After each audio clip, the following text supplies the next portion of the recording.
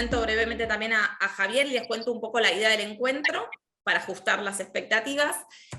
Yo soy Sofía, soy trabajadora social, bueno, me he desempeñado como tal mucho tiempo en la asociación. He tenido a mi madre con ella también, así que bueno, lo viví de cerca. Y hoy voy a moderar este encuentro. Y por otro lado, el protagonista del encuentro es Javier, que ahora ya se va a presentar. Es licenciado en enfermería, muchos de ustedes lo conocen, hemos promovido un montón de estos encuentros y él también está en la asistencia, digamos, capaz se han contactado con él de manera particular. Así que muchísimas gracias, Javi, por participar. Así que bueno, este encuentro que está enmarcado, ¿no?, en el programa de la unidad de atención ELA, la idea es que tengamos una horita, entre una horita y una horita y media. Así que bueno, dejo de hablar y ya le doy la palabra a Javier. Bueno, buenos días a todos. Realmente muy gustoso de poder compartir nuevamente un encuentro de estas características que la pandemia nos trajo, ¿no? Entonces, un poco la tecnología llegó para quedarse, pero de alguna forma estamos sacando provecho a través de estas experiencias que de alguna forma fuimos obligados a tener, y que este Zoom ha llegado también para quedarse, y bienvenido sea, porque gracias a eso nosotros, cada uno desde su hogar, puede participar de estos encuentros sin tener que moverse de su lugarcito, y podemos lograr capacitar. En este caso, vamos a ser un poquito más amplios, llegando a las familias, a los asistentes y al propio paciente, ¿verdad? Así que bueno, nada, como para comenzar, es un repaso un poquito de lo que ya sabemos que significa esta enfermedad, la esclerosis lateral amiotrófica, que es una enfermedad que ataca básicamente a las células neuromotoras, que quizás una persona puede estar consciente permanentemente, no afecta, digamos, directamente a lo que es la neurona cerebral característica, sino que ataca a lo que suele decirse como a nivel motor.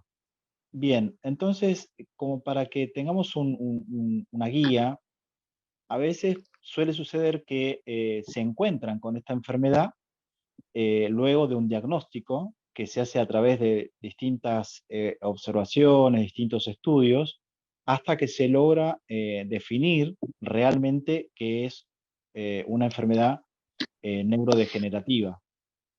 Esta enfermedad eh, a veces es difícil de localizar, por lo tanto, siempre es recomendable, digamos, no obsesionarse con que si uno tiene, no sé, un dolor de un brazo o le duele la pierna, es relacionarlo con esta enfermedad, pero sí, si hay una imposibilidad de movilizarse sobre todo, es consultar directamente con un neurólogo. Yo he tenido casos de pacientes que les dolía el brazo o no tenían posibilidad de moverse el brazo y lamentablemente estaba mal direccionado, mal diagnosticado, y terminaban operándolo pensando que era una compresión muscular o tendinosa, y realmente no era eso, sino que era de verdad la enfermedad. Entonces hay que tener mucho cuidado, sobre todo al principio, para cuando eh, suceden estas manifestaciones del organismo, tratar de orientarlo. Bien, todas las personas que están reunidas aquí obviamente están porque ya está diagnosticado.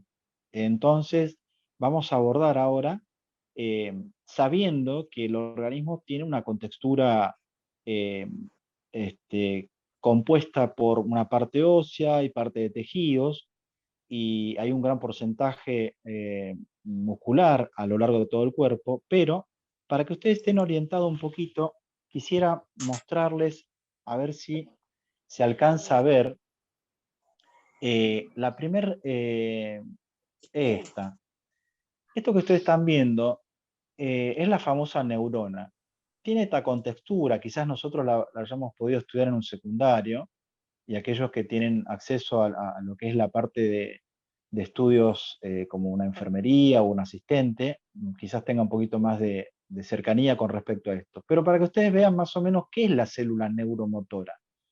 Ustedes están viendo en la imagen de la izquierda las distintas células neuronales y la famosa motoneurona es la que está en el medio, ¿no? De la imagen de la izquierda, la que está en el medio. Fíjense ustedes que es como un arbolito que tiene un tronco, vamos a decir, y termina en la parte muscular. Lo que ustedes están viendo son las primeras fibras musculares. Bueno, esa es la motoneurona. Esa es la neurona que está afectada en los pacientes con ELA.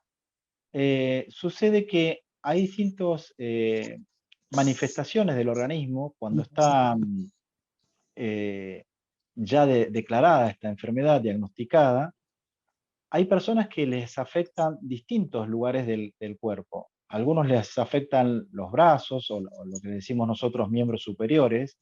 A algunos les afectan las piernas, no las dos. A veces afecta una primero y otra después. Yo hablo en términos generales. Hay otras personas que les afecta la parte deglutoria, arranca por ahí, por la parte deglutoria, notan que hay un cambio de voz, primeramente, porque como que está afectando básicamente las cuerdas vocales al principio, y luego ya empieza a tener como dificultad para deglutir desde los líquidos hasta los semisólidos. Entonces es como que cada paciente, cada organismo se manifiesta eh, de forma parecida, pero diferente. Entonces, vamos a mostrar otra diapositiva donde ustedes van a notar que estamos compuestos de una gran masa muscular.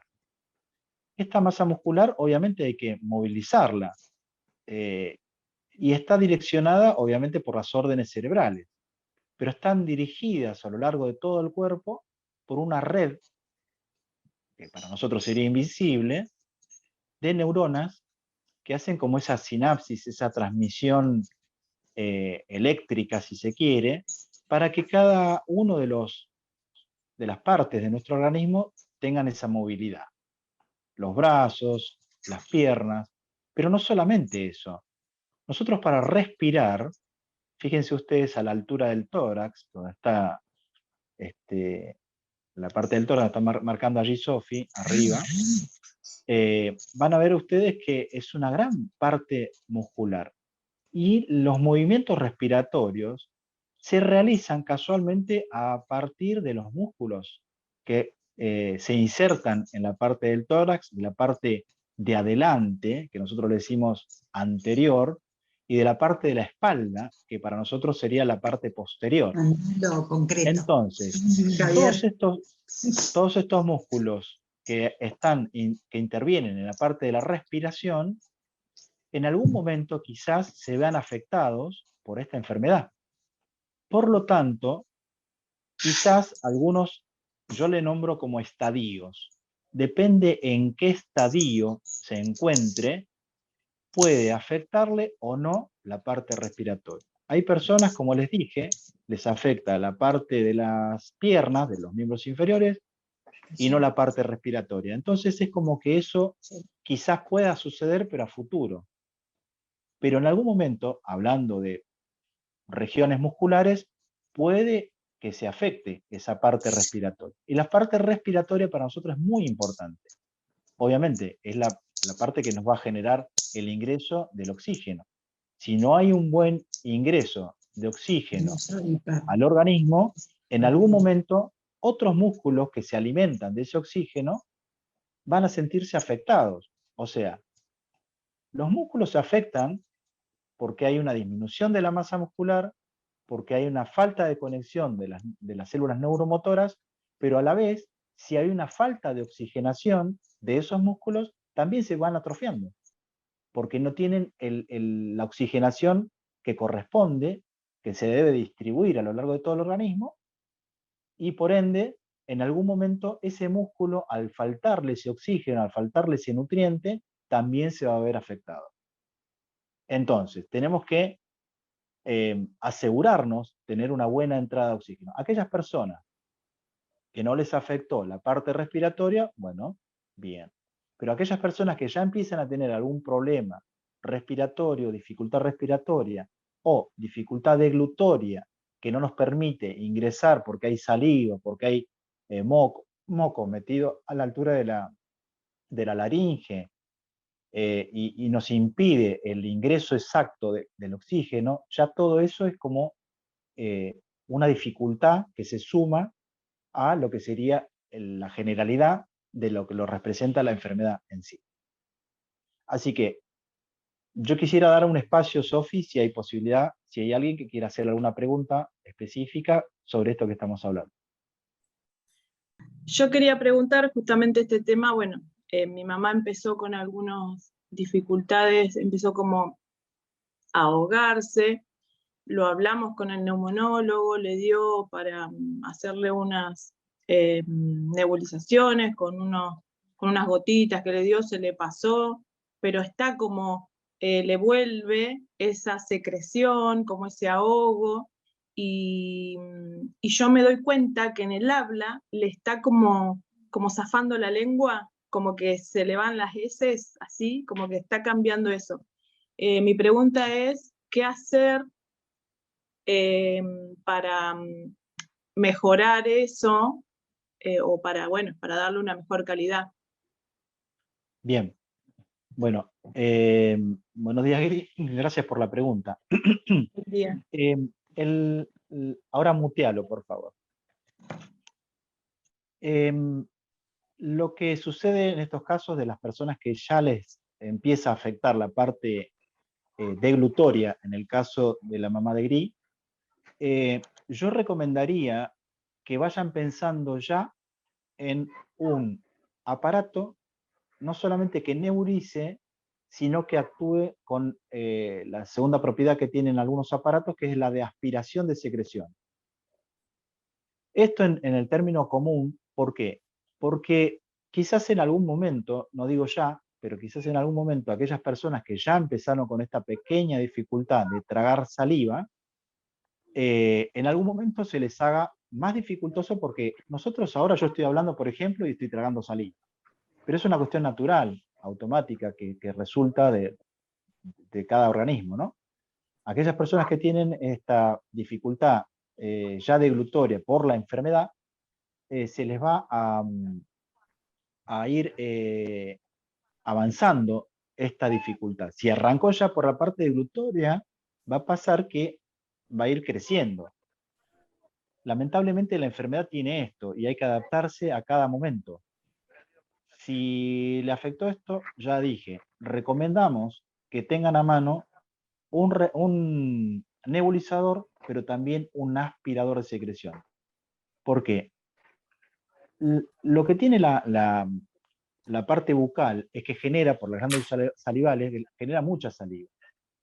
Si nosotros supongamos que queremos ayudarlo porque tiene mucha saliva en la boca, si nosotros colocamos, eso tienen que verlo ya en términos muy particulares, lleva una sondita, hay que aspirarle las secreciones en la boca que por ahí no pueda tragar. Si nosotros estimulamos permanentemente porque dice, ay, tengo saliva y no puedo tragarlo, si yo le pongo todas las veces que me dice, quiero que me aspiren las secreciones, lo que estoy fomentando en realidad es una estimulación de las glándulas salivales.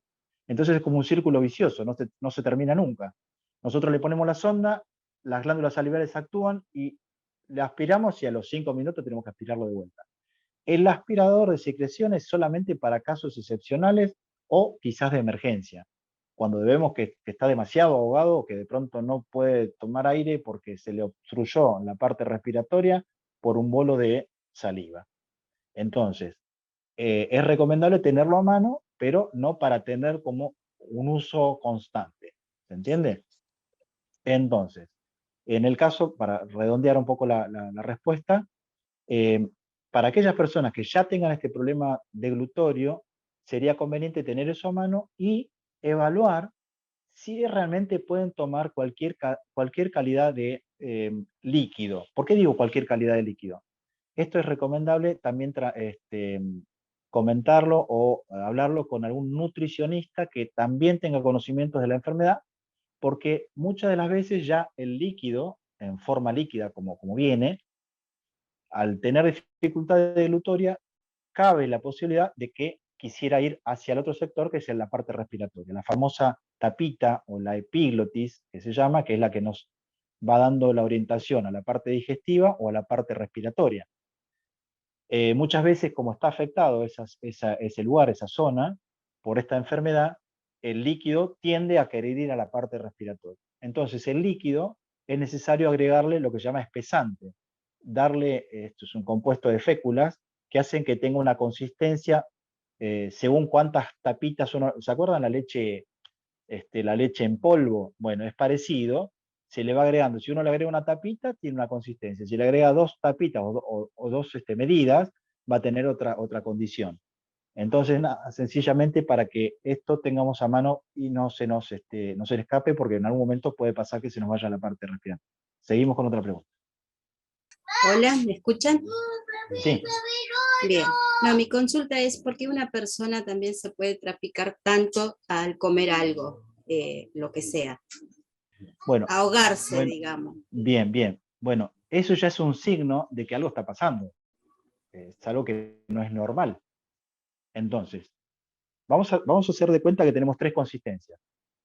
La consistencia, para que ustedes entiendan, de líquido, que puede ser cualquier líquido, puede ser gaseosa, puede ser un té, puede ser la propia saliva, puede ser vino, puede ser cerveza, es líquido, es una consistencia líquida.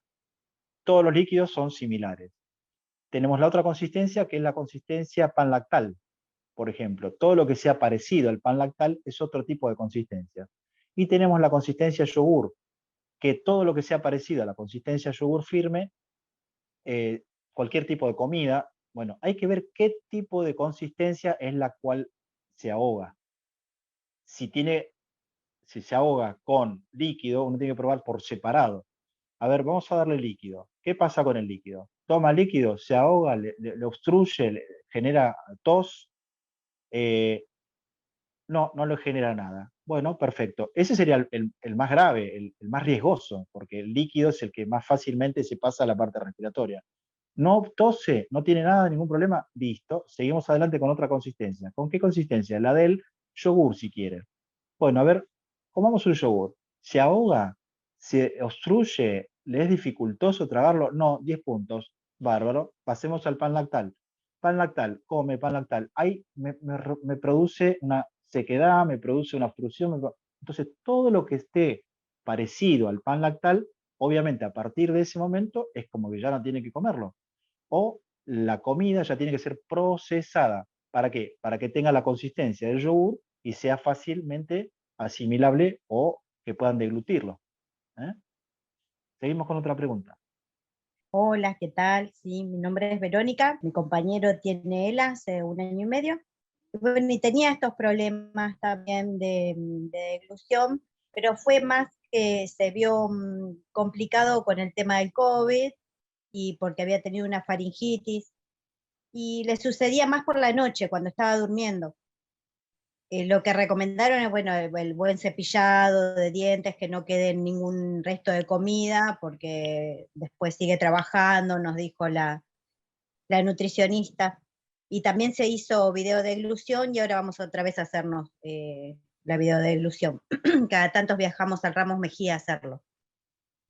Yo lo que quería preguntarles es si ustedes tienen algún conocimiento sobre el tratamiento con procaína, porque nosotros tenemos un médico especializado en terapia neural y le había inyectado en la parte de la garganta y por acá, no sé qué glándula dijo que tenemos por acá, una dosis de procaína y mejoró muchísimo con eso, dejó de ahogarse.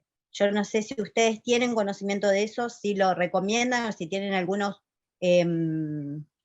médicos conocidos que la practiquen, porque esto surgió en el grupo de WhatsApp y yo lo comenté y es como que, bueno, dicen, no, ojo que hay que tener cuidado, pero bueno, es un médico el que lo hizo, especializado en eso. Y si ustedes tienen conocimiento, eso quería saber nada más. Gracias.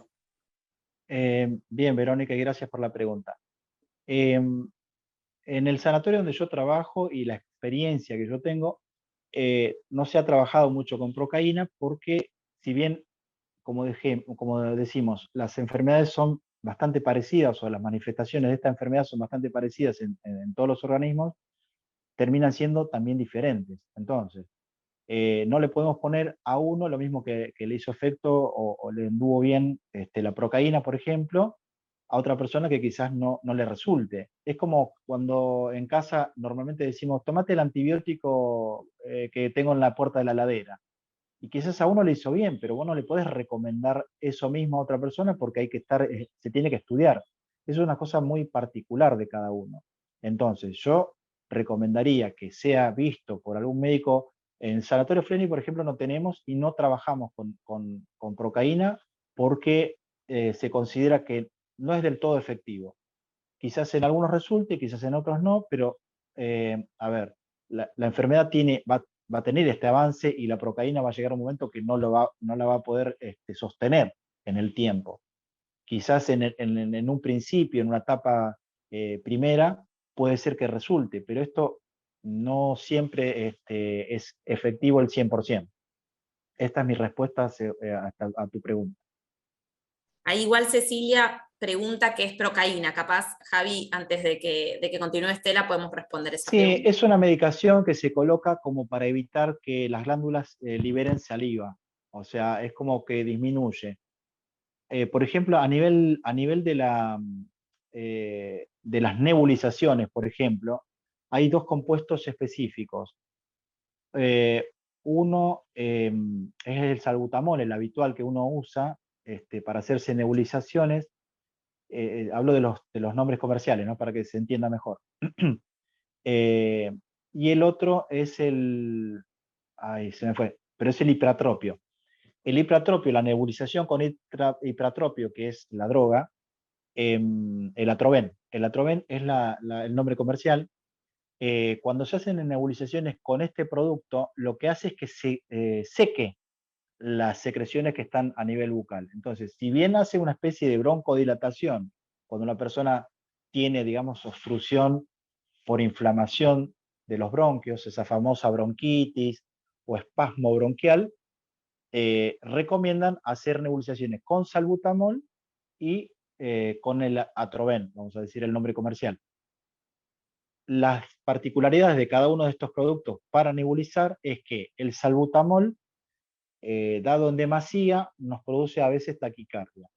Y el ipratropio o el Atroven, digamos que es el nombre comercial, eso sí, a veces se los recomiendan, los neurólogos recomiendan, en los casos de pacientes con ELA, para lograr como una especie de sequedad, para que se entienda, ¿no? De sequedad de la parte bucal, para como disminuir, diríamos, la parte de las glándulas salivales, o sea, en criollo, secar la saliva que está dentro de la boca, ¿no? Las nebulizaciones, como mínimo, se pueden hacer cada 4 horas, 3, 4 horas. Tampoco le podemos tener todo el tiempo con el nebulizador en la boca. Entonces, digo esto como para acompañar la posibilidad de que si una persona tiene muchas secreciones, bueno, obviamente tiene que actuar con respecto a los mecanismos o las herramientas que podemos tener a mano. Buen día, yo soy Joana, yo acompaño a Silvia. La duda de ella era si sirve el uso del oxímetro. Gracias por la pregunta. El oxímetro, para aquellos que por ahí no lo saben, es un instrumento que nos ayuda a visualizar la concentración de oxígeno que tenemos dentro de nuestro cuerpo, ¿verdad? Es un aparatito que nos va a marcar unos números, pero frente a esta enfermedad, a veces uno se está permanentemente o muy, muy atento a que no vaya a disminuir la parte respiratoria. O por lo menos la concentración. La concentración habitual, normal de cualquiera de nosotros que respiramos aire ambiente es entre un 97, 98, 96, 97, 98%. Algunos tienen 99 y algunos, casi nadie, tiene un 100%. 100% de la concentración de oxígeno que uno absorbe del medio ambiente y está incorporado en el propio organismo. Eso es detectable a través de un sensor.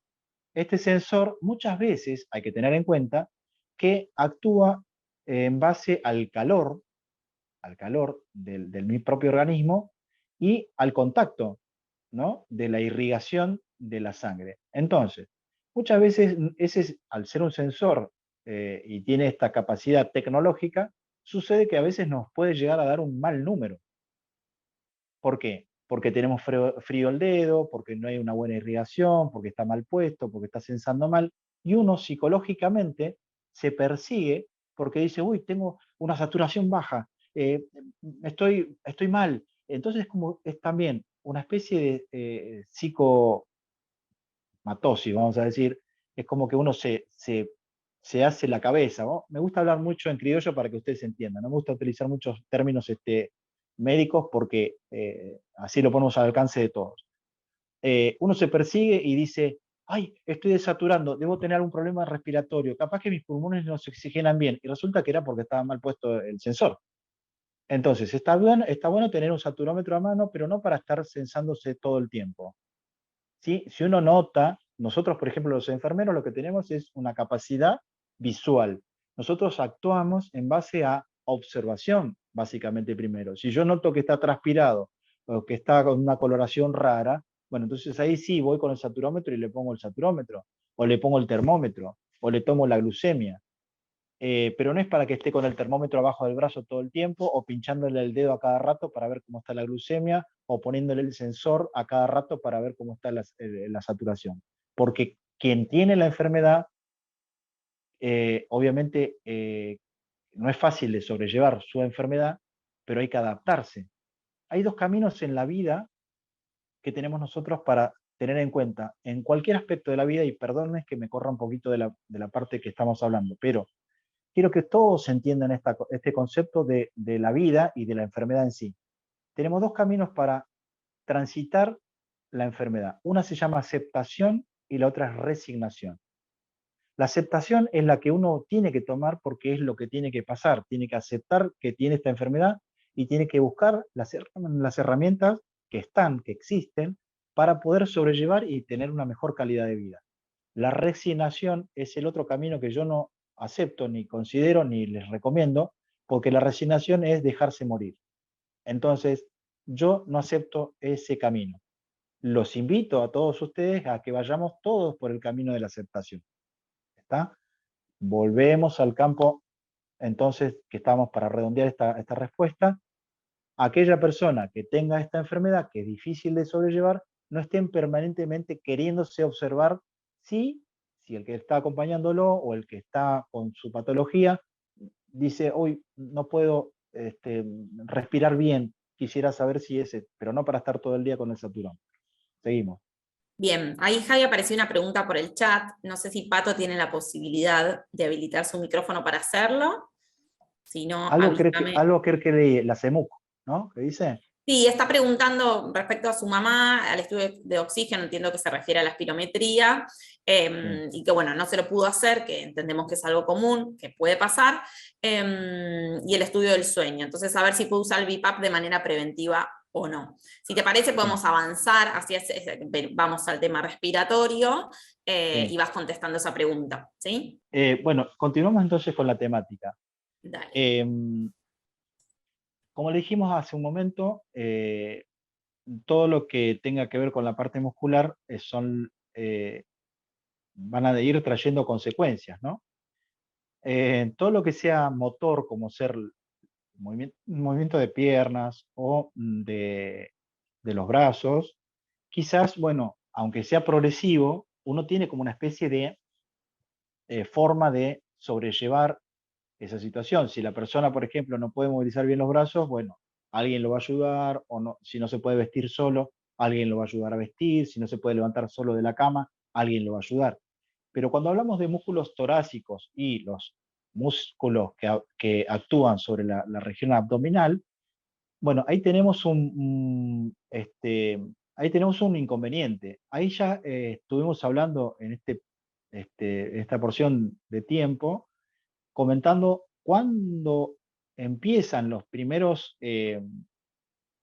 observaciones sobre dificultades, ya sea deglutorias, que ahí estaríamos hablando de lo que tiene que ver con todo el aparato digestivo, pero también en asociación, si se dice, de los músculos torácicos que actúan. Ustedes ven aquí en esta imagen que tenemos bien complementado las dos partes, o por lo menos se ve bastante la parte respiratoria. Fíjense ustedes las fosas nasales, la narina, por donde ingresa el oxígeno, la parte de la faringe, la tráquea, la laringe. Ahí justo en ese lugar donde ustedes ven laringe y faringe y la tráquea, ahí es donde empiezan los pequeños problemas de las personas que tienen ELA. ¿Por qué digo esto? Porque esta famosa tapita que yo les comentaba hoy en la epiglotis está directamente relacionado con los músculos del cuello, con los músculos que están a la altura del cuello. Entonces, este mecanismo, que sería el de incorporar los alimentos y dirigirlos al esófago y luego al estómago, tienen que estar muy bien delimitados. Ahora, ¿cómo hacemos nosotros para darnos cuenta? Recién lo comentamos. Recuerden ustedes lo que dijimos hace un momento. Si notamos que hay una persona que está comiendo algo y de pronto tiene tos, la tos es un signo de alarma. Es una alarma que nos está diciendo que algo no está bien. ¿Por qué tose? No, porque tomó frío. No, no, no, no, no. Casualmente uno tiene que ser muy observador. Tiene tos después que come algo o después que toma algo. Eso nos está llamando la atención.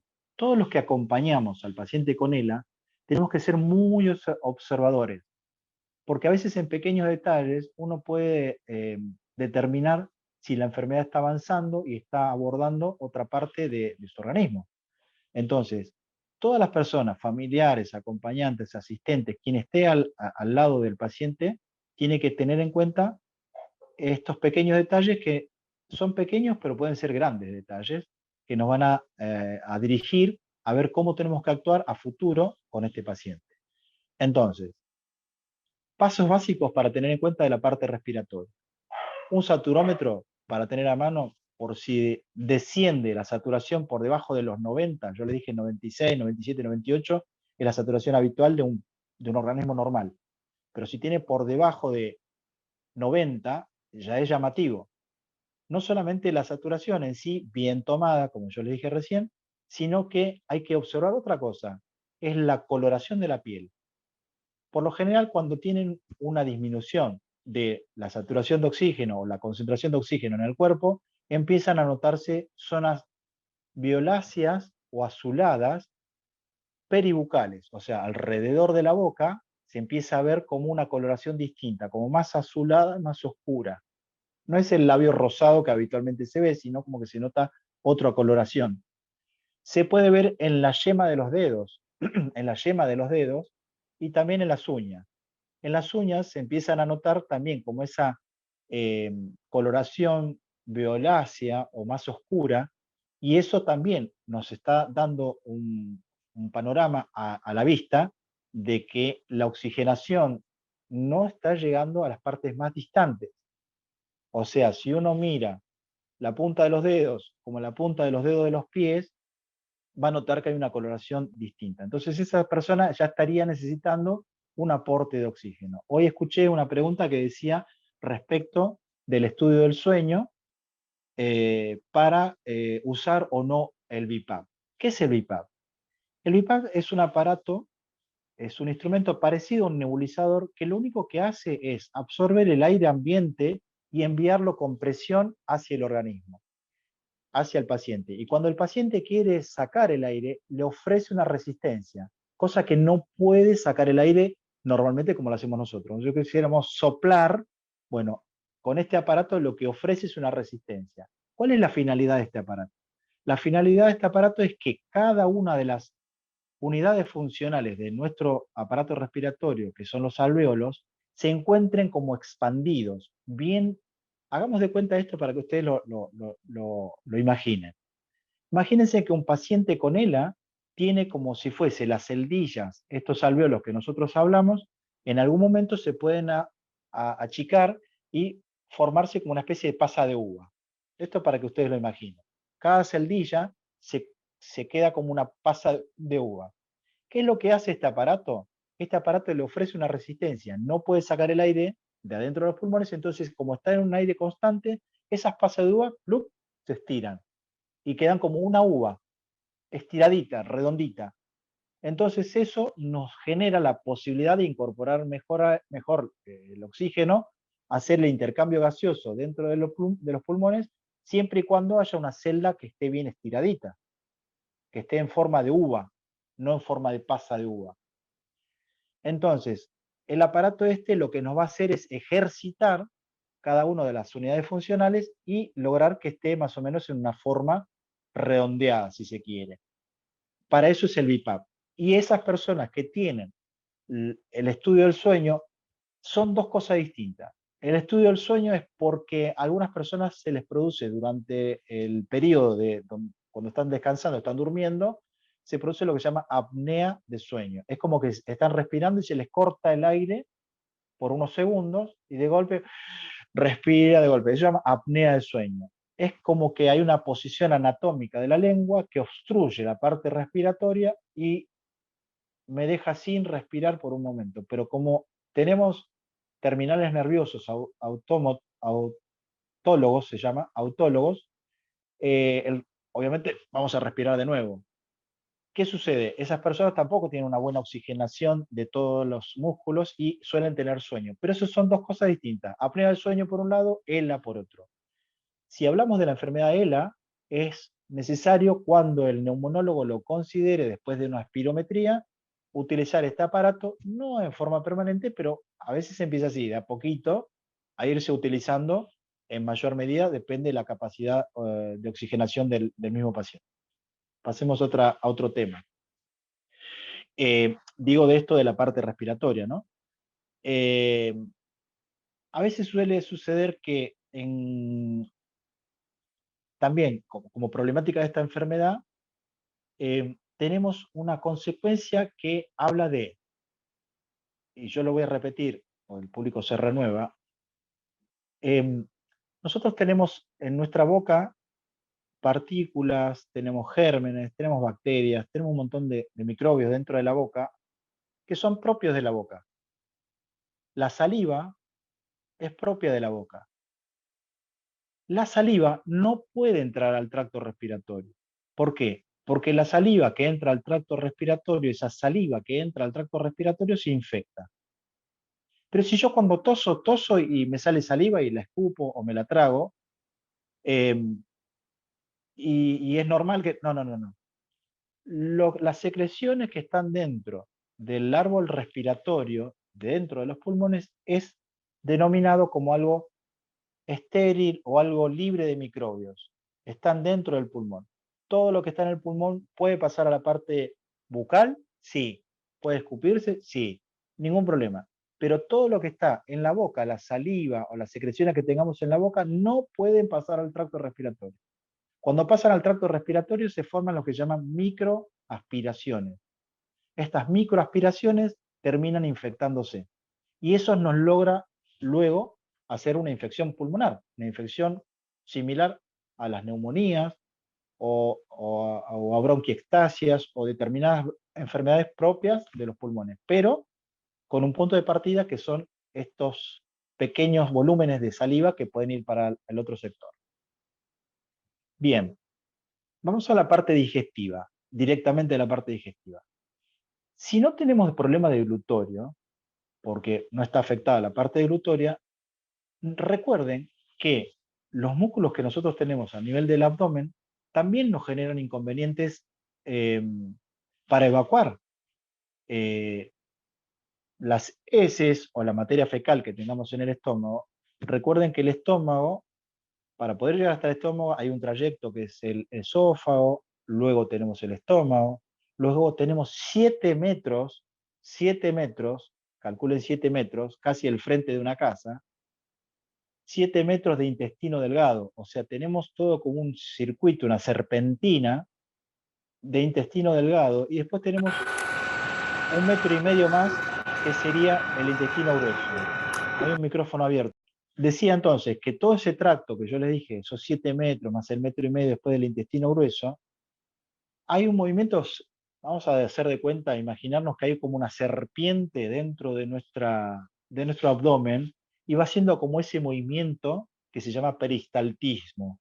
Ese peristaltismo hace que la comida o los jugos gástricos se vayan proyectando a lo largo de toda esa cantidad, esa longitud.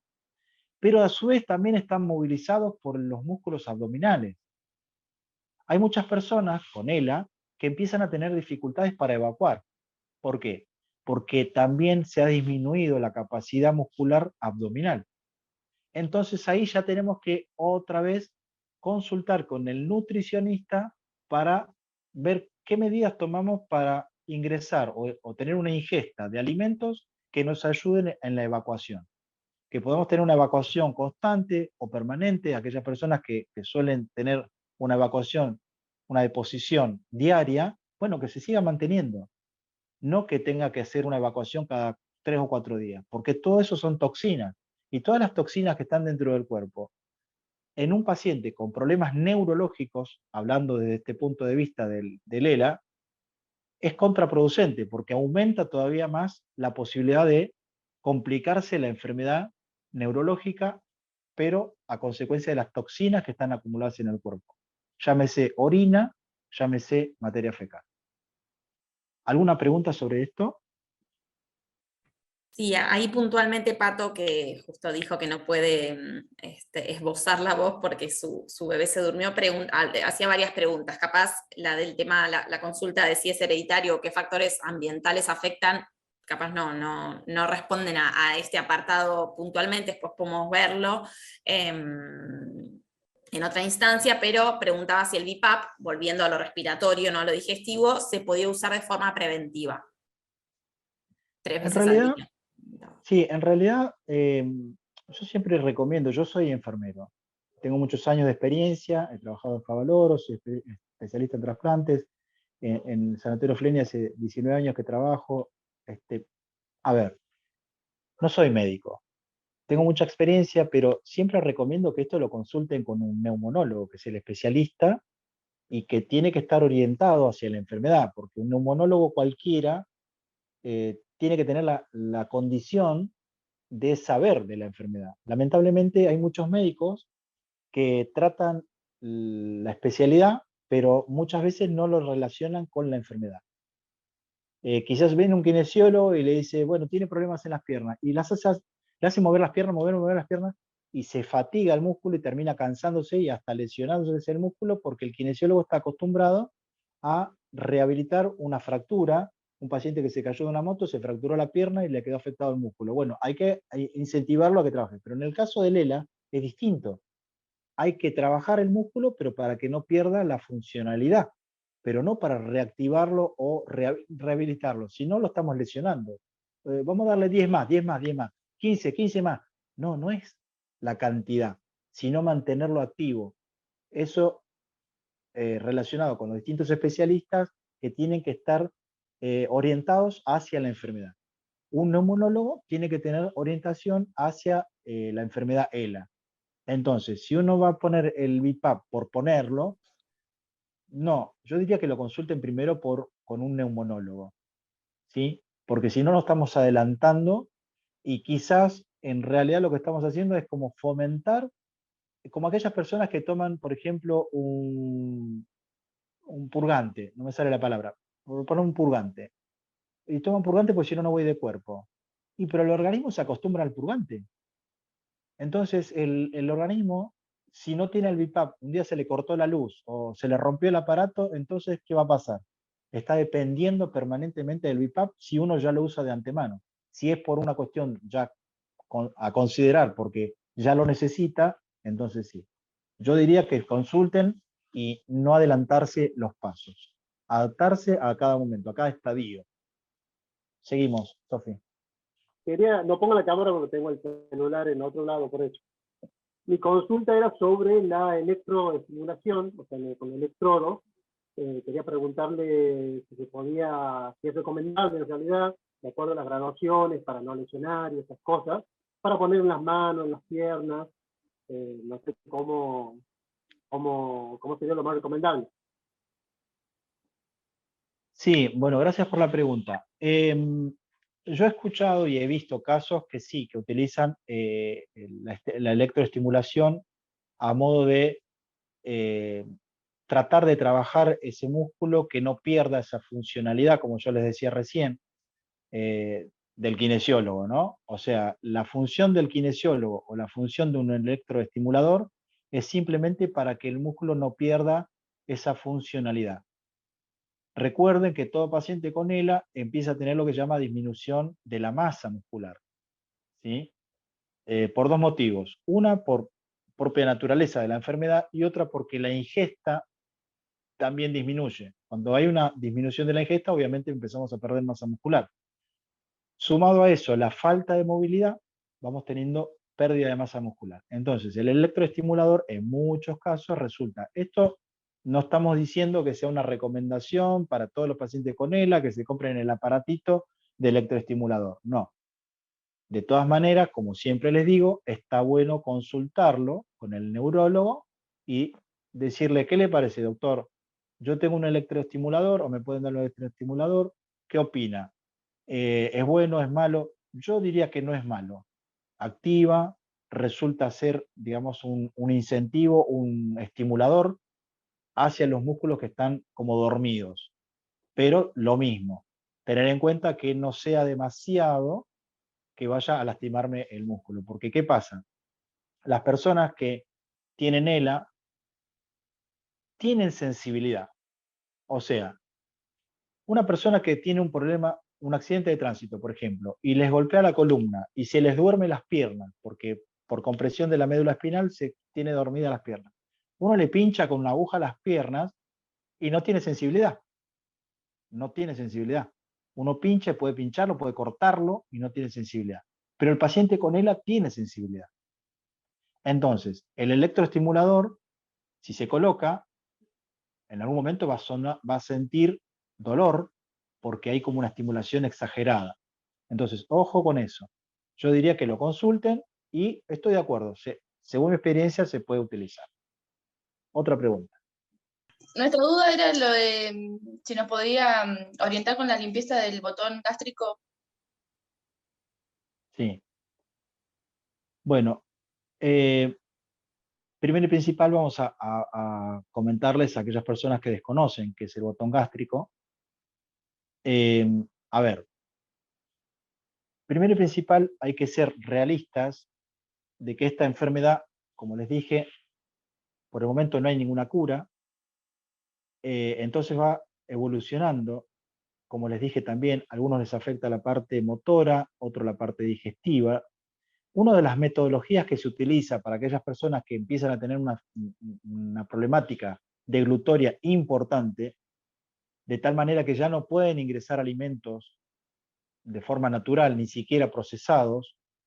Una persona, por ejemplo, que tiene dificultades deglutorias, que empiezan teniendo esa dificultad, por ejemplo, para tomar líquidos, se le pone este famoso espesante que yo les comenté. Ese espesante se le puede poner a cualquier líquido.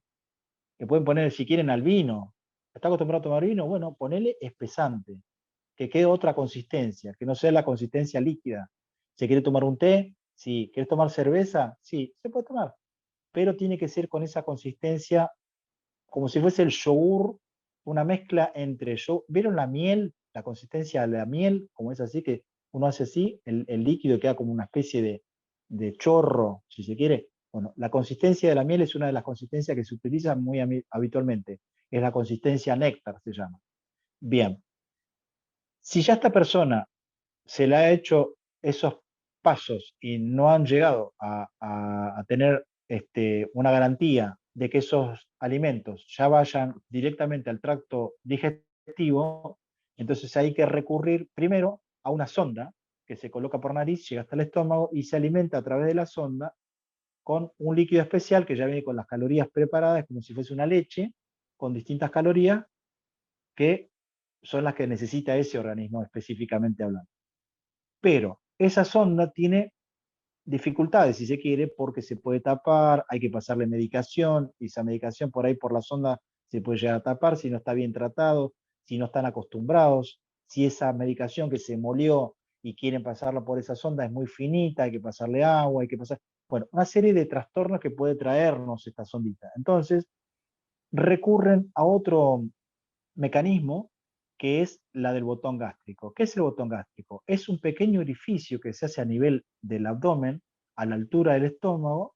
Ese pequeño orificio se introduce una pequeña sondita que del lado adentro tiene como una especie de globito para que si tironea no se salga. Y del lado afuera muchas veces le colocan un punto, le hacen un pequeño puntito con un hilo adosado a la piel para que tampoco se corra. Otros mecanismos tienen como una especie de rosca. Del lado adentro se forma una pelotita, tiene como una rosca o un sistema de ajuste que hace que quede comprimido la parte interna de la parte externa. Recordemos que a esta altura, por ejemplo, estaría el estómago del lado adentro con la pelotita, el globito, y cuando uno lo ajusta, se ajusta lo más cercano al músculo y a la piel. Del lado de afuera va a quedar solamente la sonda con una especie de tapita. ¿Cuáles son los cuidados? Es la pregunta.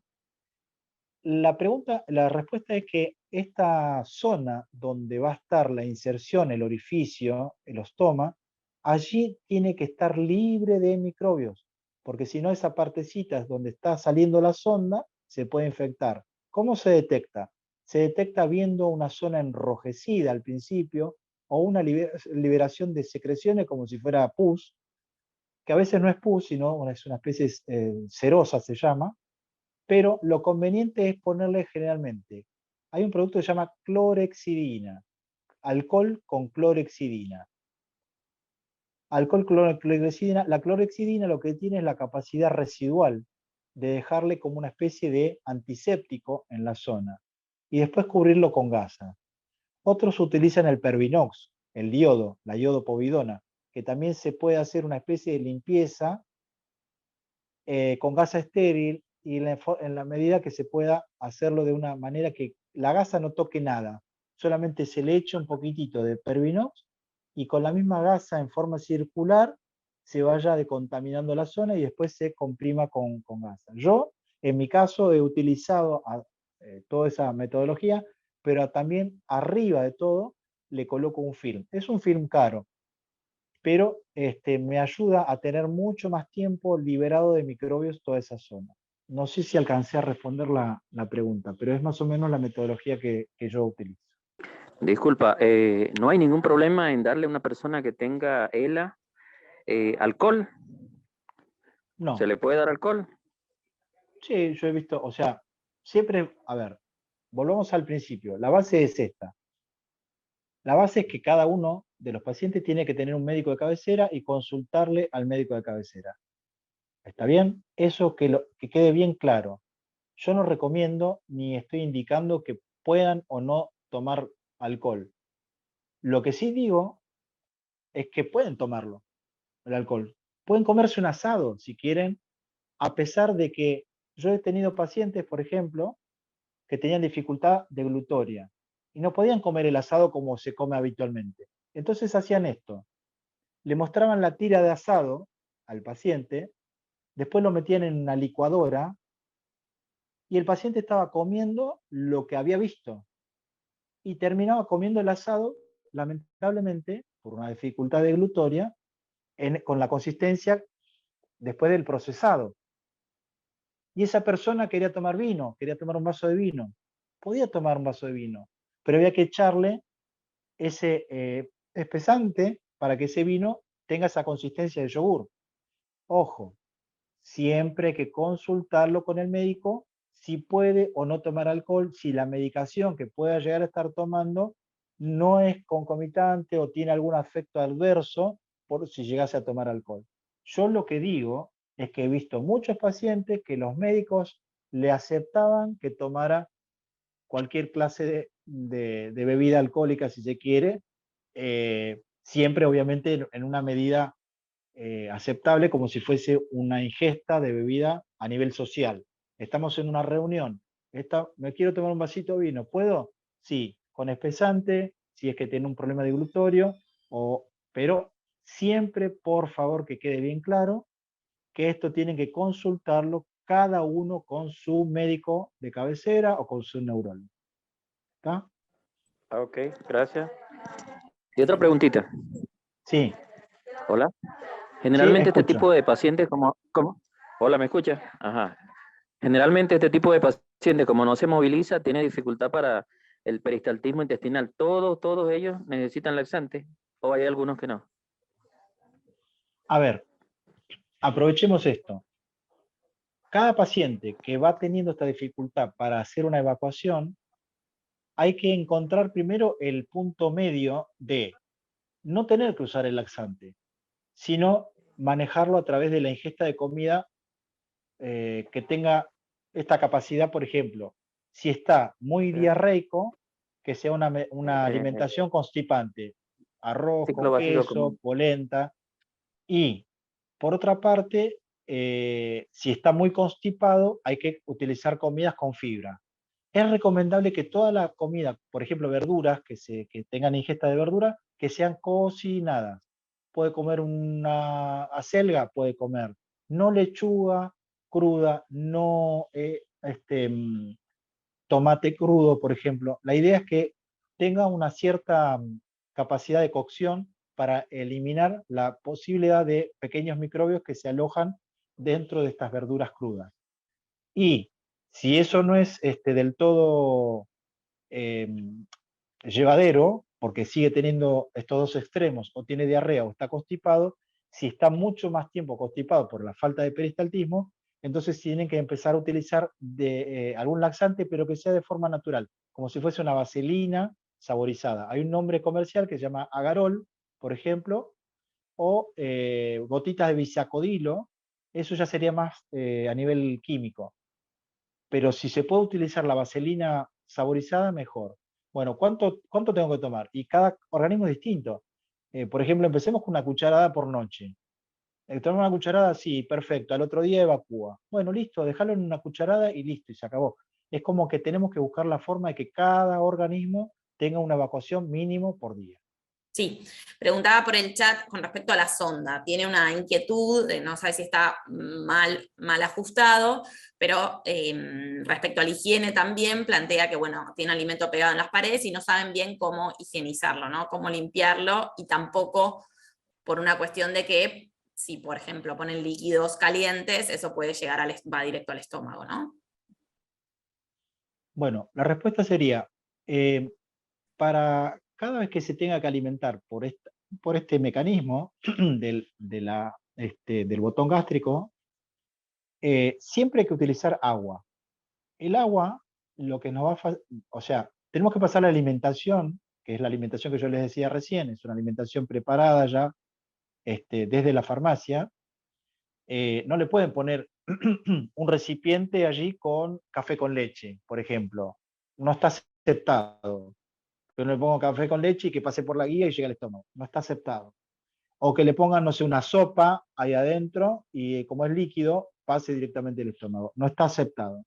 Todo lo que vaya a pasar a nivel gástrico tiene que estar indicado por el médico, y generalmente lo que se indica es una alimentación especial que ya se prepara en laboratorio y que tiene una determinada cantidad de calorías, que son las que van a ingresar al organismo a través de metodología. Pero antes de ingresar cualquier tipo de alimento al organismo, hay que hacer lavados con agua. De hecho, hay que pasarle agua también, porque nosotros nos hidratamos, permanentemente tenemos una cierta capacidad de hidratación, tenemos que estar hidratados, entonces no solamente tiene que pasar la alimentación, sino que también tiene que pasar agua.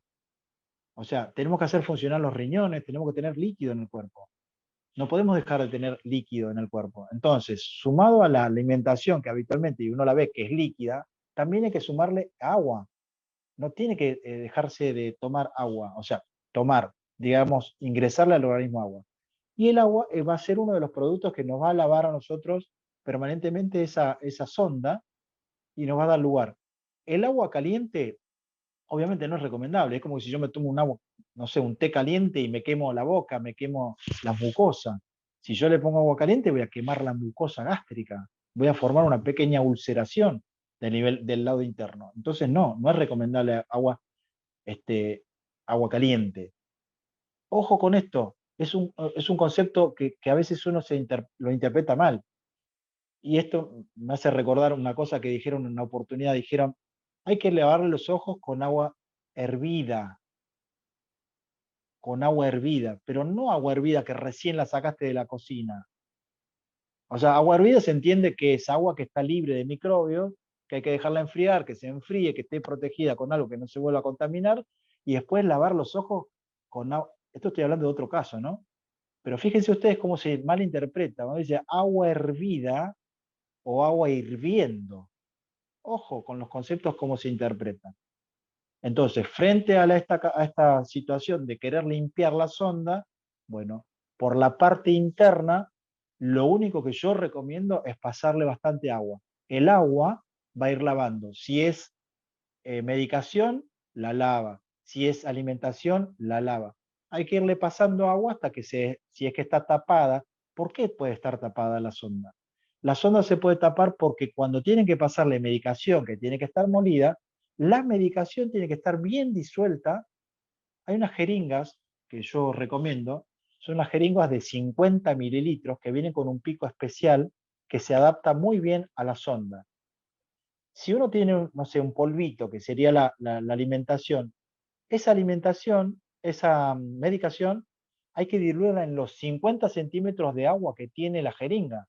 Y hay que sacudirlo bien para que se diluya y se quede bien, digamos, que tenga una capacidad, el soluto se llama, de que quede todo mezclado, el agua con la medicación, y que cuando uno la pase por la gastrostomía, por esa sonda, pase de tal manera que no se tape, porque si yo le paso a las 8 de la mañana una medicación y me quedó resto de medicación, después a las 12 del mediodía le paso otro poco de medicación y me la vuelve a pasar y se me la llega, vamos a estar tapando permanente y van a tener que cambiarle esa sonda, llevarlo a un quirófano o llevarlo a un sanatorio para que le saquen esa sonda y le coloquen otra sonda. Pero ¿de quién es la responsabilidad? Nuestra, de la persona que acompaña, de la persona que es la que se encarga de pasarle la medicación.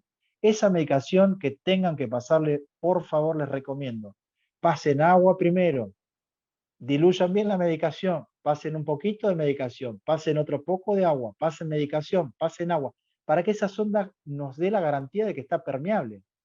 Y cuando se termina de pasar la alimentación que está indicada, también pasen agua para que el agua barra esos restos de alimentación que quedan, que es como una especie de pegamento que queda del lado interno. Se forma como una goma del lado interno.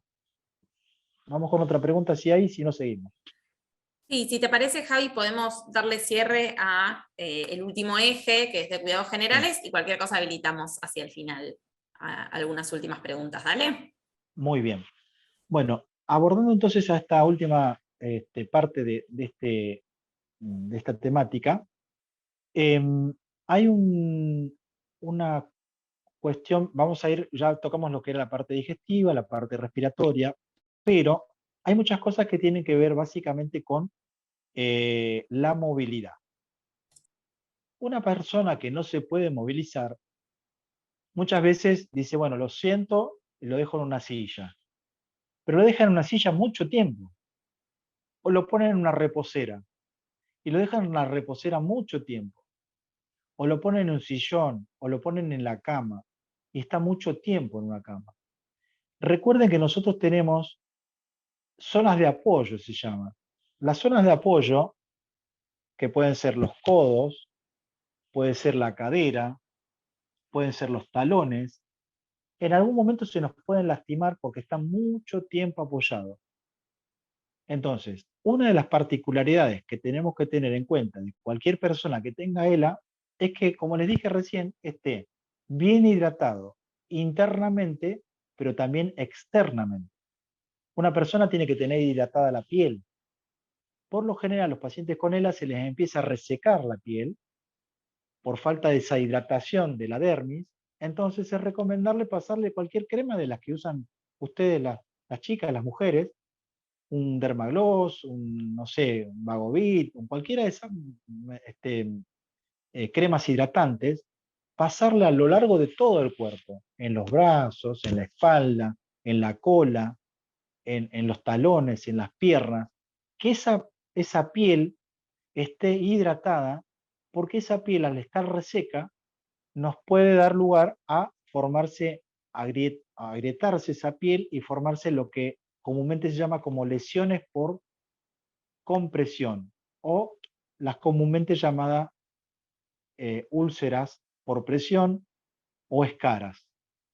Entonces, hay que evitar que los pacientes con ELA, si tienen mayor movilidad o menor movilidad, depende de cada caso, pero que no se lesione la piel. Entonces, tenemos que tener esta especie de, como dice ahí la guía, semáforos y alertas. Tener en cuenta que cada cosa que uno vaya observando, adaptarse al estadio de lo que vaya teniendo cada uno de los pacientes, pero también estar como un paso adelante. A ver, tengo miedo que se me caiga. Bueno, entonces no hay que levantarlo. Veo que justo se le aflojó la pierna y casi se cae. Y hemos tenido muchos casos de personas que están muy bien, que caminan despacito, pero van hasta el baño, pero en un momento se les afloja una de las piernas. Se les afloja una de las piernas y se caen. Y se pegan un golpazo bárbaro. Y a veces se pueden lastimar, se pueden golpear la cabeza, pueden tener un derrame cerebral porque no tuvieron la precaución necesaria para estar atentos de que esto puede pasar. Una persona puede estar bien caminando, pero en un momento se le aflojó una pierna y se cayó.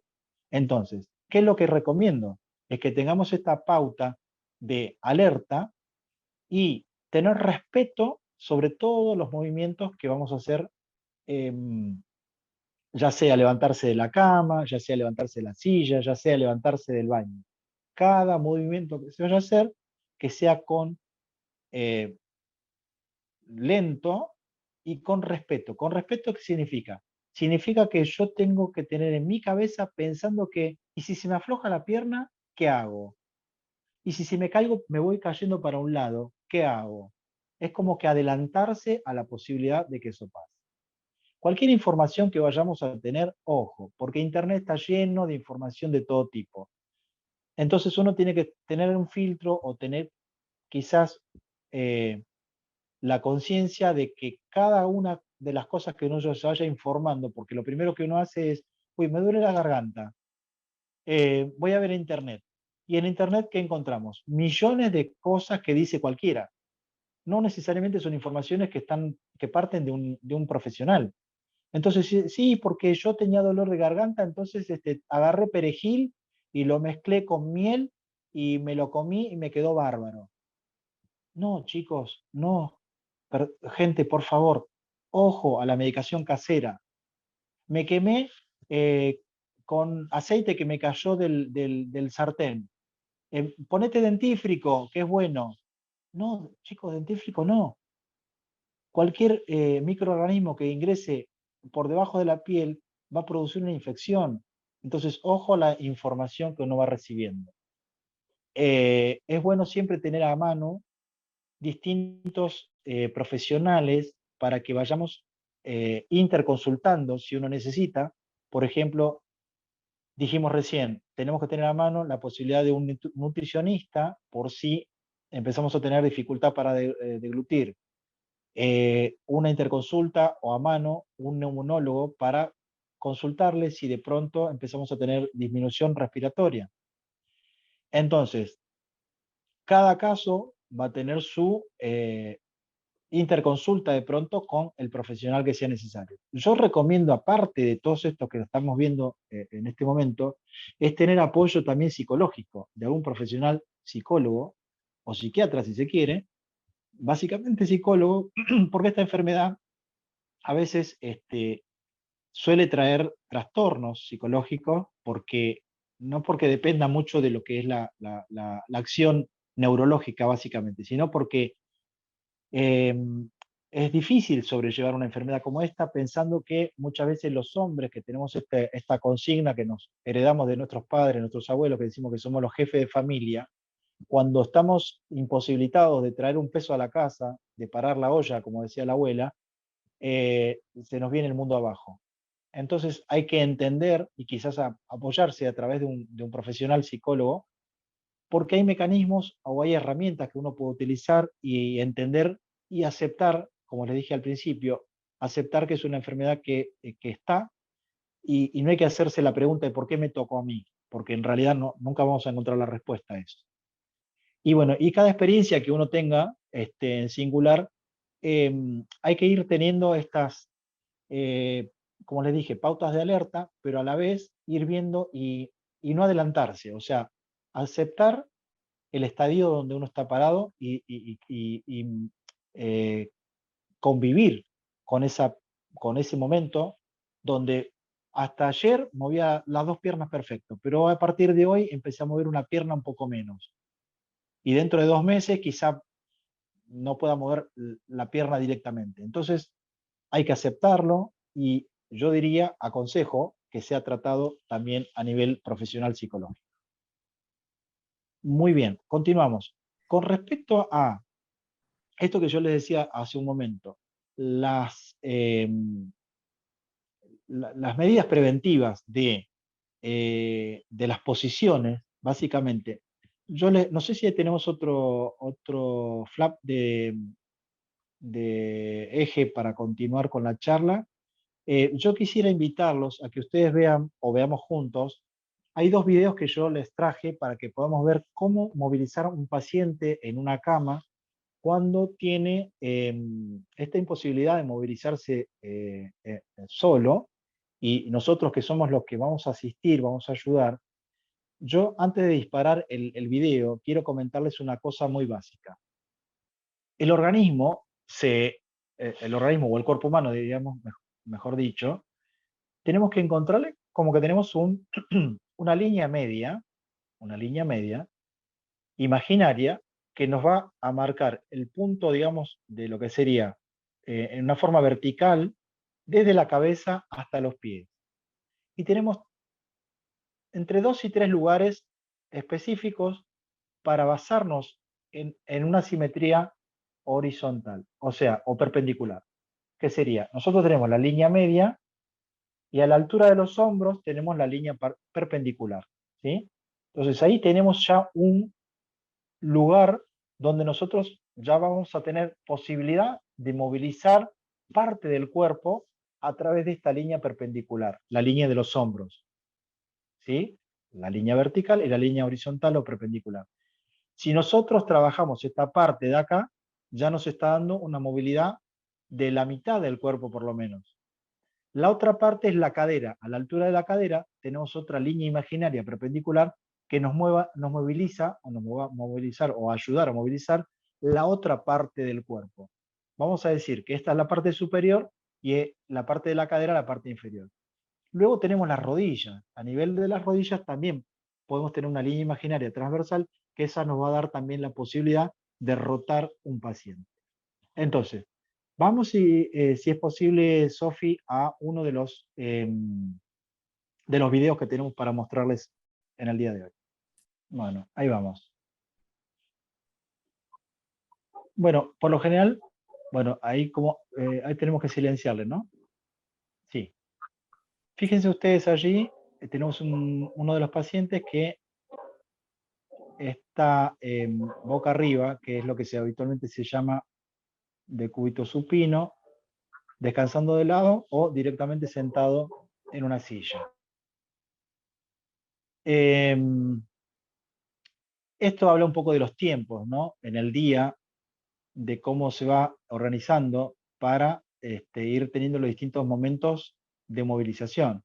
De si estuvo durmiendo, bueno, levantarlo, si estaba sentado, por ahí quiere ir al baño, si tiene que ir al baño,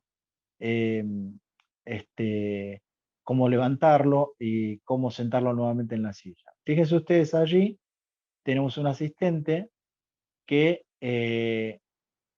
estaba mostrando cómo movilizar a un paciente. Este es un paciente que prácticamente no se mueve absolutamente nada. Hay que lograr que, si está acostado mucho tiempo, no se le formen arrugas por debajo del cuerpo.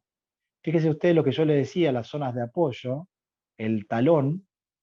En este caso está utilizando un método para que no tenga el apoyo sobre los talones. Pero no solamente los talones, fíjese ustedes los codos, la cadera, la zona de la cola, la zona inclusive de la región occipital, la parte de atrás de la cabeza, lo que comúnmente le llamamos la nuca. Fíjense cómo ustedes lo va a movilizar. Le flexiona una pierna una de las piernas, lo toma de la pierna y del hombro. Recuerden que les dije yo recién, teníamos una zona imaginaria transversal que hace que nos ayude a nosotros a girar el cuerpo. Es necesario ver cómo se utiliza la mecánica del que está ayudando, para que no tengamos dolor de espalda, para que no se nos lastime nada a nosotros los asistentes. Entonces, una vez que está ya de costado, fíjense ustedes cómo se utilizan determinadas almohadas para que no se lesionen rodilla contra rodilla. Tampoco es recomendable tenerlo mucho tiempo en una sola posición. Por ejemplo, si está en esa posición, bueno, ¿cuánto puede descansar? ¿2 horas? Por ejemplo, bueno, después hay que rotarlo, hay que ponerlo de costado. Ahí habla de los calzados. Del calzado tiene que ser un calzado que no se deslice, nada de pantuflas, nada de cosas que se puedan ya desplazar. Y la parte de lo que es los pantalones, tener algo que sea fácil de sacar, ¿no? Habitualmente se utilizan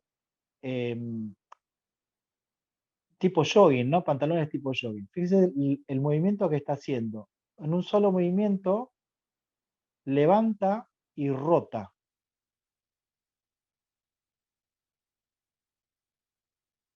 ¿No? ¿Podemos volver un poquitito para atrás, Sofi? Para que veamos cómo se moviliza.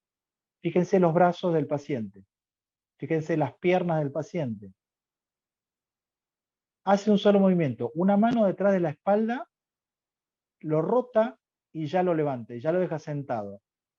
Muy bien. Ahora, el otro movimiento es tratar de agarrarlo de la espalda, o en todo caso muchas veces se lo agarra de los mismos pantalones. Se lo levanta y en el mismo movimiento se lo gira y se lo pone en la silla. ¿Cuánto tiempo va a estar en la silla? Y no puede estar más de 2 horas, menos en esa silla. Esa silla no le permite una irrigación de la región del glúteo. Entonces, no puede estar mucho tiempo sentado. Algunos les ponen un almohadón, una esponja, pero también no tiene mucha circulación.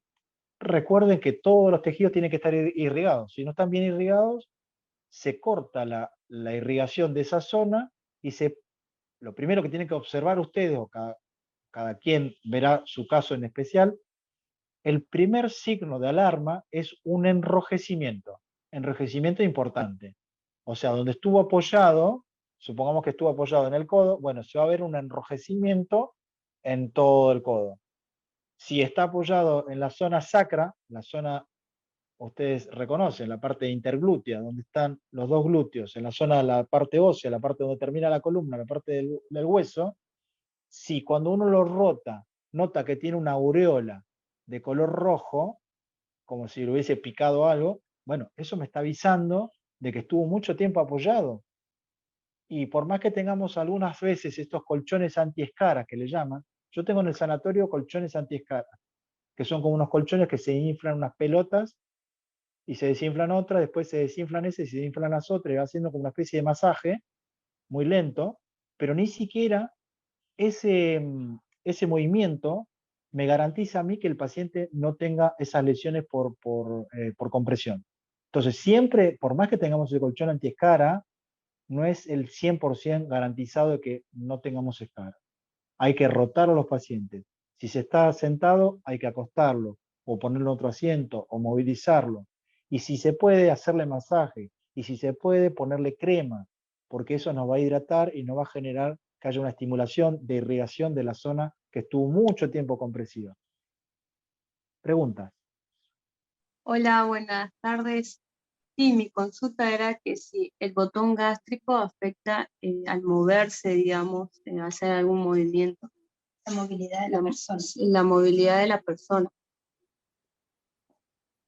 No, la respuesta es que no hay problemas. De hecho, tiene, como les dije anteriormente, tiene del lado interno, el botón gástrico tiene como una especie de balón, una pelota que está del lado interno, y del lado externo tiene como una especie de tapita que ajusta. Al ajustar esa sonda, el único problema o inconveniente que podría llegar a tener es que si justo están haciendo un ejercicio y está conectada la sonda con la guía que baja con la alimentación, que se desconecte y bueno, pase eso, que se llega a desconectar. Bueno, nada, hay que asegurarse que eso esté bien conectado, bien apretado, y no hay ningún problema. No hay ningún problema. Primero asegurarse de que la sonda esté bien colocada. Antes de hacer cualquier movilización, ver que la sonda, sacar, no sé si tiene una curación por encima, a la altura de la piel, chequear esa curación, ver que esté bien,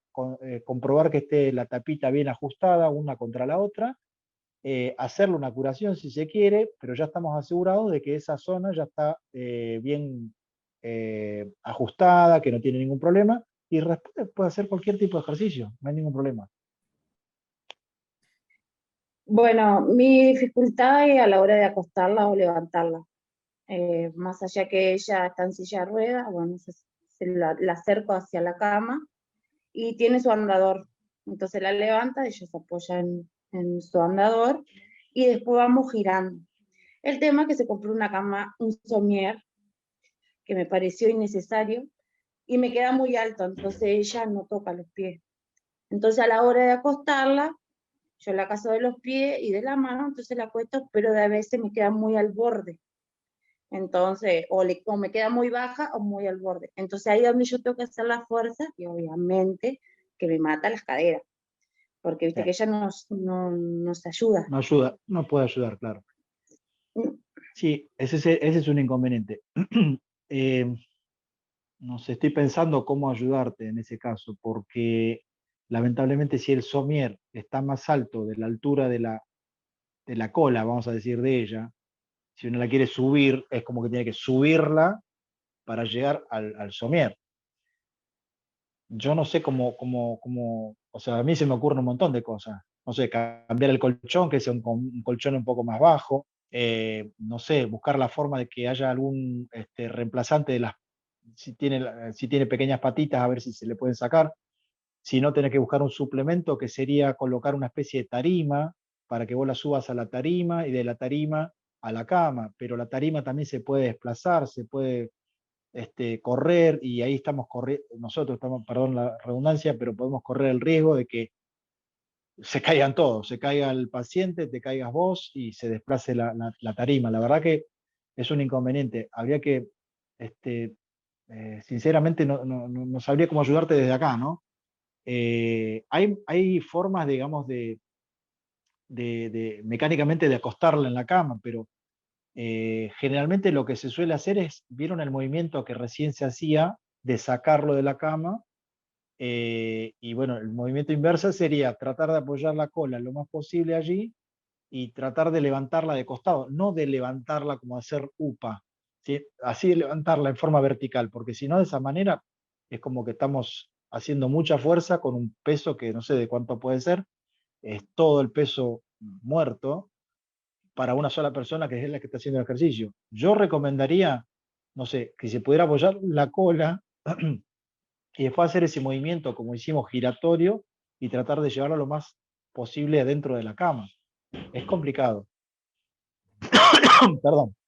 Pero otra de las cosas que puede pasar es que se utilizan una especie de chiripá, se llama, que está hecho con una especie de material parecido al de las piletas. De las piletas, las famosas piletas comunes, las chiquitas que usan en los domicilios. Ese material, que es como un vinílico, se fabrican a veces unos chiripá. Ustedes entienden lo que es el chiripá, ¿no? Es como una especie de bombacha. Perdón, ya estoy mal de la garganta. Ese chiripá tiene como una especie de cinturón. El cinturón ese nos permite a nosotros agarrar de ese cinturón por detrás de la espalda y ayudar a levantar a la persona.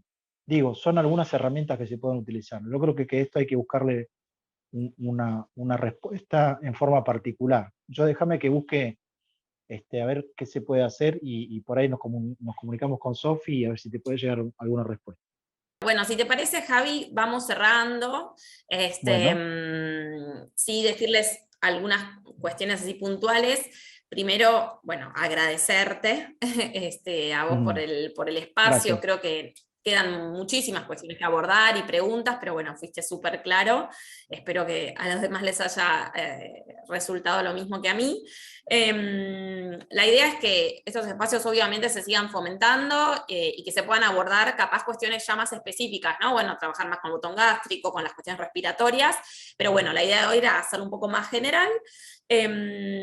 Sí, habilitarles que pueden ingresar a la plataforma donde hay muchísimas guías de ELA, están las guías específicas también sobre cada profesión, cada disciplina y qué aborda cada disciplina, más allá de, como decía Javier, lo importante de articular también las disciplinas y que él puede dar un montón de consejos, pero que es necesario consultar a los profesionales especializados según cada tema. Hay muchas guías que ayudan, así que cualquier inquietud y demás, o si no las encuentran, a la persona que las contactó, que es Sofía, para el tema del encuentro, le consultan. Y por último, decirles que les vamos a estar igualmente compartiendo un pequeño formulario para evaluar y para que ustedes puedan poner qué otros temas quisieran que sigamos trabajando o profundizando, ¿sí? Como para ver la posibilidad de en algunas semanas hacer un nuevo encuentro sobre lo que ustedes les haya quedado, ¿sí? de inquietudes, y hacerlo un poco más a demanda, ¿no? Que era más bien general. Así que bueno, si te parece estamos, no sé si vos querés decir algo más. No, yo, bueno, recordarles básicamente que, como les dije al principio, cada paciente es un caso particular, por lo menos para mí. Cada caso se tiene que tratar en forma individual, en forma independiente, si bien es parecido al otro. Cada caso es muy, muy particular, que tienen que estar atentos a esto que yo les dije anteriormente, que era el tema de las alertas, de estar atento y tratar de ir siempre como un paso adelante, ¿no? Anticiparse a lo que nos puede llegar a pasar. Entender que esta es una enfermedad que por el momento no hay nada que tenga cura, y que esta enfermedad va teniendo distintos estadios, va evolucionando, va avanzando. En algunos pacientes actúa, no sé, tarda, no sé, años en manifestarse o en complicarse. En otros tarda un poco menos. Por eso digo que cada caso es particular. Yo los invito a que sigan participando de estas capacitaciones, porque acá nos sacamos muchas dudas, se pueden sacar muchas dudas. Para mí, cualquier duda, así sea la más básica, es una duda que ustedes tienen y trato de resolverlas desde el punto de vista de mi experiencia. Siempre, como les dije también, es necesario que ustedes se interconsulten con profesionales y que entre todos hagamos un conjunto, que hagamos un equipo donde cada uno ponga lo suyo. Cada quien tiene que poner su parte. Yo voy a poner mi parte humana y científica. La familia va a poner la parte del cariño, el amor, la contención, que yo no puedo alcanzar a darles. Ustedes son los pacientes, son los protagonistas de esta película. Si el paciente no quiere, nosotros de afuera no podemos hacer absolutamente nada. Y ahí yo soy un poco corto de fe, pero hay que apoyarse también en la fe y creer que hay un Dios que existe y que también hay que pedirle ayuda a Dios y que también tome la decisión, quizás a veces desde el punto de vista de la fe, cuál es el camino, cuál es lo que tenemos que seguir para poder conservar nuestro cuerpo como está. Yo desde acá les mando un gran saludo, les agradezco su participación, espero que la próxima seamos más de la cantidad que tenemos reunidas en el día de hoy y espero haber sido efectivo en la contestación de las preguntas y esta es mi particularidad, tratar de alcanzarles todo lo que yo sé al nivel de que todas las personas entiendan de qué se está hablando, porque si uno habla en un lenguaje muy científico, muchas veces no es entendible. Así que nuevamente les agradezco a todos, Sofi, Seba y a todo lo que es la asociación, a través de Darío y todos los que componen la asociación, realmente muy agradecido que me inviten cada vez que se realiza esta capacitación. Muchísimas gracias, Javi, a vos, por tu calidez en tu trabajo como profesional y como persona humana. Y bueno, gracias a todos por el tiempo, por participar. Ahí te están mandando mensajes. Feliz Día del Cuidador Polivalente, comparte Micaela. Así que bueno, nos Bueno. encontraremos pronto. Cualquier duda que les haya quedado, se lo consultan a la persona que les mandó el link y se la hacemos llevar a Javier, ¿sí? Seguimos en contacto, ¿sí? Agregaría, gracias. Sofi, perdón, feliz día para mañana a las madres, a todas las mamás, a las que Todas las madres. están recordadas desde el más allá. Así que, besito a todos. Un beso enorme.